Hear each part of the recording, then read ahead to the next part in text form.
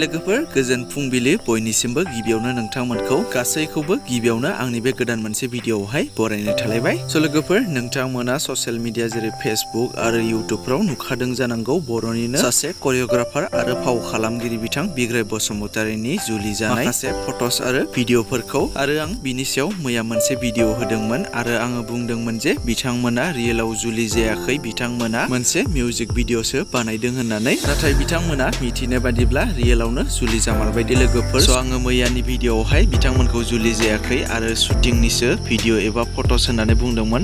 Finally बिथांमोना जुलि जामारबाय आरो सानैसो मानसिफोराबो कमेन्ट खालामदों आंनि भिडिअआवहाय। जेखियानो जाया मानो आंनि साइडनिफ्राय बिग्राय ब्रादारनिसिम कंग्रेचुलेसन जासिहरनाय थाबाय आरो बिथांमोननि जुलि जानायखौ सावथुननि मानसिखाय गोबाङानो माने रियेल ना फेक सानदोंमोन आरोना, सावथुननि शुटिंनिसो नामा बेफोरबायदि।